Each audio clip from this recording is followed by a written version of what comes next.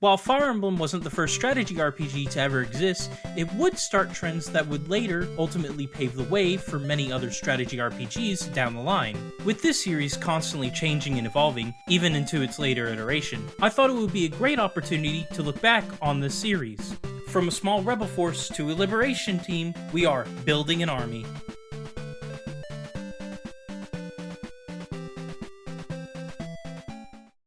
I'm sure most of the old school fans know, but for the sake of all the newcomers here, we need to do a bit of a refresher. After finishing Famicom Wars and a few other games that rarely even the few even know about, Intelligent Systems wanted to focus on less hardware for the Famicom and more simulation games. The director, Keisuke Terasaki, asked the producer, Gunpei Yokoi, the man that made the Game Boy a huge success, to help the series scenario writer, known as Shoju Kaga, come up with a game that would involve Greek mythology. While ultimately some of the Greek mythology would mostly get phased out, this would create characters in the game such as Marth, the Prince of Altea, and Medley, the dark dragon that rules Dueler. With the protagonist and the antagonist created, the story will begin with Marth on the small isle of Talos. For the first 6 chapters, they are mostly structured the same way. Since the player will be moving left throughout most of them, it gets them acquainted with the classes that they'll be moving throughout the game. Each one of these classes has a role to play within the team. Cavalry have the most movement and are able to traverse long distances. Armor Knights usually have the highest defense. Archers can attack without the fear of being counterattacked, and Flyers can move over any type of terrain. Our main character Marth is unique in this regard, since he is a lord. He's the only one that can visit villages and use heavily important items throughout the game. Marth will be deployed on every map, since he's the only one that can seize the castles, so that way you can move on to the next chapter. Chapter 1 is to help the player get familiar with these classes, as some of the other classes that show up, like the Clerk, are a utility class that are not meant to attack, but focus on support instead. I would definitely like to give a quick shout out to Chapter 2, as in the first game, this is the only chapter where you get axe users. However, axes are generally not very accurate, as they tend to miss, so characters like Bartz, Bord, and Darius get left behind when it comes to building the army. What makes Darius unique compared to the other 3 axe users though, is that his class is a pirate, meaning he can walk on water tiles, but since Flyers can use swords and move over other terrain tiles, he gets left behind in the mid to late game chapters.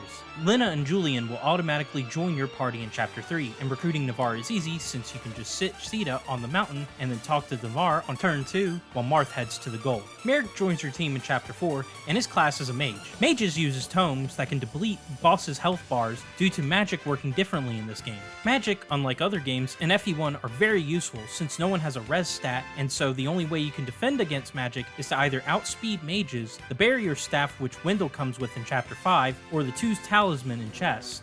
With Marth finally getting to Arles in Chapter 5, Nina, the Princess of Arcanea, and Hardin, the Prince of Arles, is introduced at the end of the first act as Marth tries to recapture the castle and join forces with the princess to receive the Fire Emblem after Chapter 6. Chapter 6 is also a good time to start using the Warp Staff to save some of the treasures before the enemy thieves can get to them. The Fire Emblem allows Marth to open chests, but if you have room for thieves on your team, then you may want to start using them instead, as Marth will be busy with other objectives on certain maps. Now that we moved on from Arles Castle, the next 6 chapters are a bit more complex, since Marth will need to be visiting multiple locations before reaching the goal. Starting with Chapter 7, Marth will need to visit this village within the mountain range to recruit Bantu. If you have the Fire Stone, he can get a boost in his defense while holding the item. This is the first time that you can start using the Maneki class, a class that transforms into dragons and has their stats boosted when using the stones that they hold.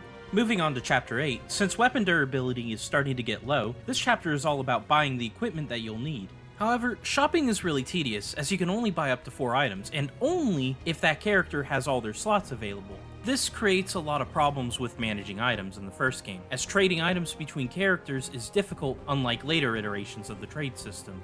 In order to trade, the target character needs to have an open slot in their inventory. If they don't, you can't even exchange items. What makes this worse is that the character making the exchange can't even receive any items from the target as well. This is when I started to realize that thieves have another utility. They're basically moving convoys. Since they have high movement and don't need to attack to be useful, they can move around giving items to my main force when they're running low on weapon durability.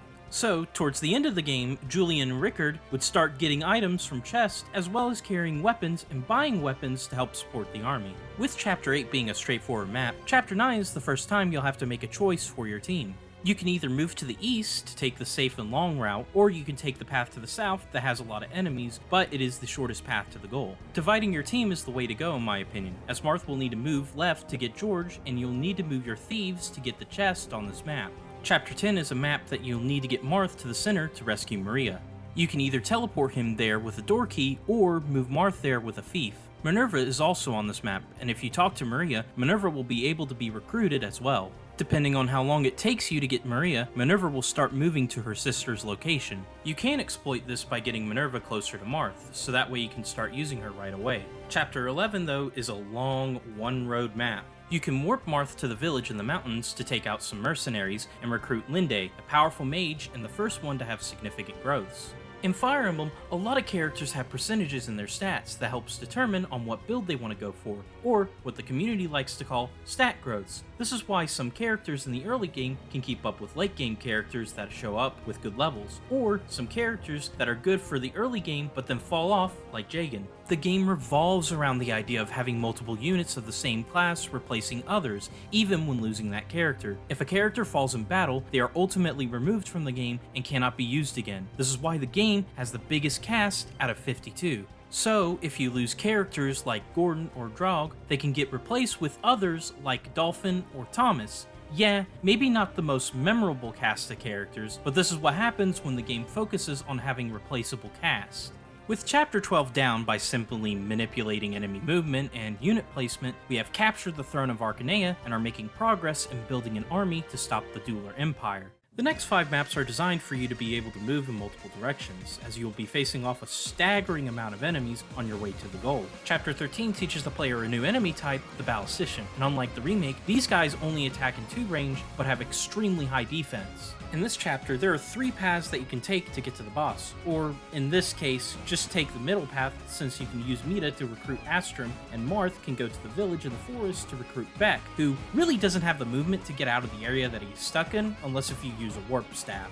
Honestly, Chapter 13 is where the Levin Sword really comes into play, as it does a base damage of 7, and since swords are not very heavy, you can do up to 14 damage by doubling your opponent. Since weapon weight affects your attack speed and there is no triangle to balance the weapon types yet, swords become a dominant weapon throughout the game. Since swords have a lot of type effectiveness and have a high amount of variations, this makes anyone that can use them a more powerful character, and even makes Marth, with his personal weapons like the rapier, a force to be reckoned with. Chapter 14 is a straightforward map, as Marth will be moving to the village in the upper left, your main force will be pushing into the middle, while a thief and one of your strongest fighters heads to get some chest down to the south. After a certain amount of turns, Pala and Katria will come in from the left and need to talk to Marth in order to join you. Chapter 15 is where the game decides to up the difficulty, as mages litter the map and Garnith will make an appearance. Here, the barrier staff will be useful, as you'll need to get all the res you can in order to defeat the mages. The maximum amount of res that you can get is 7, and a talisman will be able to give Marth all the res he needs in order to survive the mage attacks. Funny enough, this is the first time you can actually get a talisman, but it's being guarded by Garnith, and he is able to seal any attack that comes his way. He does leave after some time though, so you're able to get the items that are behind him, but by this point, most of the mages will be dealt with. Chapter 16 has Marth finally reach Altea, his homeland, and there are a few paths that you can take here. First, if you go to the south with a thief or a door key, you have a quick way of getting to the goal with Marth and recruiting Zane. However, if you go to the left, you can pick between 2 characters, Samson or Aaron. Here will be a good place to start using your flyers, since they can attack the boss and fly back to safety before any other enemies have a chance to attack them. Chapter 17 takes place inside the castle, and this is a great time to start getting a bunch of items as well as the VIP card. The VIP card will allow you to have access to all the secret shops, and the first one here being behind the throne. I would say that this is a pretty awesome deal, but the downside is that you have to deal with the item management system, and that's too much of a hassle to really deal with at this point in the game, so I pass up on it. Finally, after seizing the throne, we get to move on to the next chapter. The next 5 chapters have you facing off with multiple enemies that are mostly promoted, as well as focusing on some of the requirements to get late game items. Chapter 18 is a straight line down to the goal, as you'll be moving down on the bridge. Flyers are very useful here since they'll be flying over most of the water and can attack enemies from behind. But be careful though, the Bow Knights here can actually take out your flyers since they are effective against flying units. Marth is extremely strong on this map, since his rapier can shred through all the stable knights that are cavalry units. S finally shows up after a few chapters. Make sure you talk to her with Marth so that way you can get the Mercosis blade. Chapter 29 has a lot of items for you to collect here. Be sure to bring Bantu for this map, as Tiki finally makes her appearance in this chapter and you need him to recruit her. This is also where you need to obtain the Light Sphere and the Star Sphere to give to Godo in Chapter 22. What makes these two items very useful is that the Light Sphere negates enemy terrain effects, meaning that whoever holds it is more accurate, since the terrain does not increase the enemy evasion stat. The Star Sphere is the most useful in this game, since it stops a weapon's durability from decreasing. There is also the Geosphere, which can do damage to all enemies on the map. In Chapter 20, we get to fight against Camus, who is holding the Gravitas Lance. That lance can really pack a punch. We can at least recruit Lawrence with Sheeta, then teleport Marth to this village, and then to the castle to beat Camus with the rapier. Warping Marth is a very viable strategy for this map. Since there's so much terrain that you need to walk through, it would take forever to reach the goal before reinforcements. Chapter 21 is the time that we finally reach Macedonia, and man does this map try to screw you over. Since most of this map is an open field with some forest in the center, combined with enemy Wyvern Riders trying to gun for your weakest units, this may seem like an uphill battle. However, there is a simple exploit in this game that could really help you with this map. Since the game recognizes that Marth is a game over, it'll do everything in its path to try to take him out. But if you've been giving Marth a bunch of stat boosts, it'll be very hard to kill him. There is a secret shop here, but honestly, I would skip it and get past the worst map in this game. Chapter 22 is where you can obtain the Starlight from Godo, so that way we can use it in the next chapter to beat Garneth.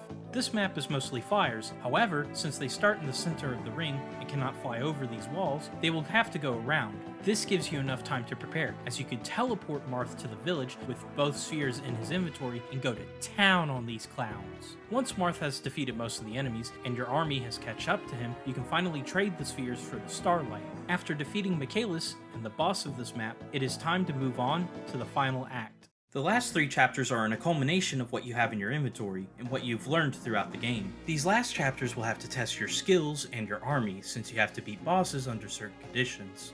Chapter 23 is in the Tower of Thebes, guarded by Garneth. The only way you're going to beat him here is by using 2 mages or 2 bishops with the Starlight, since Garneth's weapon seals off all attacks except for the Starlight. You can get an extra talisman here to boost your defenses permanently against Garneth, or you can use the barrier staff on one of your mages to take him down. Once Garneth is down, you can check the secret shop behind the throne for promoting your units, or you can just move on to the next chapter when you're ready. When taking the throne, Elise, Marth's sister, will join your army with the Staff. The Staff can be used in Chapter 24 at the Dragon's Altar to revive one of your units that has fallen in battle. However, if no one has fallen in battle, then this staff isn't really useful since it can only be used in this chapter. Other than that, Chapter 24 is a huge map that you'll have to navigate forests and mountains to reach the castle, or you can just warp Marth with the Mercosis sword and kill the boss of this area with it. Finally, we get to reach the final chapter and face off against Medius. Here in the final chapter, Godo will show up to help Marth in the fight. Most of your team is split off, so you'll have to find a way to reconvene in the middle so that way you can finally take on the boss. This chapter is a grueling gauntlet of making sure that most of your allies try to stay alive as they reach the goal. If a thief starts out next to Marth, or if Marth has a door key, he'll be able to open up this door so that way Marth can get to Medius faster. There are a couple of mage dragons here, which can't be harmed by normal weapons, but weapons like the Mercosis, the Gravitas, and the Parthian can all do damage to them. Tiki can also do damage to them, since she holds the Divine Stone, which does extra damage to all mana keeps, excluding Medius. No, that fight exclusively goes to Marth with the Falchion, that we picked up after beating Garneth. With the Falchion in hand, Marth is able to kill Medius and beat the game.